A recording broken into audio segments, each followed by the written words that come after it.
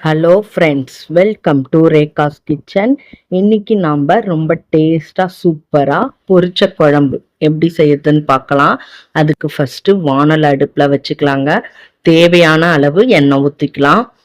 எண்ணெய் நல்லா காஞ்சதுக்கப்புறம் 1 டீஸ்பூன் கடுகு போட்டுக்கலாம்.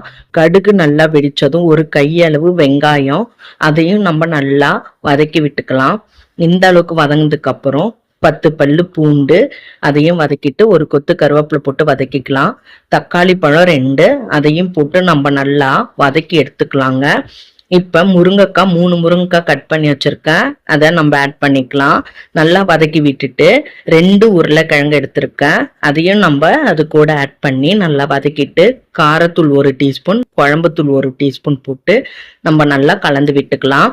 இந்த அளவுக்கு கலந்து விட்டதுக்கு அப்புறம் தேங்காய் பேஸ்ட், அதையும் நம்ம ஆட் பண்ணிக்கலாம். ஆட் பண்ணி நல்லா கலந்து விட்டுட்டு 1 டம்ளர் தண்ணி கரெக்டா இருக்கும், அந்த டம்ளர்ல நம்ம ஊத்திக்கலாங்க. ஊத்தி நல்லா கலந்து விட்டுக்கலாம். இந்த அளவுக்கு கலந்து விட்டதுக்கு அப்புறம் குழம்புக்கு தேவையான அளவு உப்பு போட்டுக்கலாம். உப்பு போட்டு நல்லா கலந்து விட்டுட்டு ஒரு மூடி போட்டு மூடிடலாம். நல்லா குழம்பு நல்லா கொதிச்சு திக்கான பதத்துக்கு வரணும். திக்கான பதத்துக்கு வந்துடுச்சு பாருங்க. இப்ப கொத்தமல்லி தழை தூவி நம்ம குழம்ப கிண்டி விட்டுக்கலாங்க. அவ்வளோதான், நம்மளோட பொரிச்ச குழம்பு எவ்வளோ சூப்பராக ரெடி ஆயிடுச்சு பார்த்தீங்களா. சூடான சாதத்தில் போட்டு சாப்பிட்டீங்கன்னா அவ்வளோ அருமையாக இருக்கும். இந்த வீடியோ உங்களுக்கு பிடிச்சிருந்தா லைக் பண்ணுங்க, ஷேர் பண்ணுங்க, கமெண்ட் பண்ணுங்க. மறக்காம நம்ம சேனலை சப்ஸ்கிரைப் பண்ணுங்க. தேங்க்யூ ஃபார் வாட்சிங்.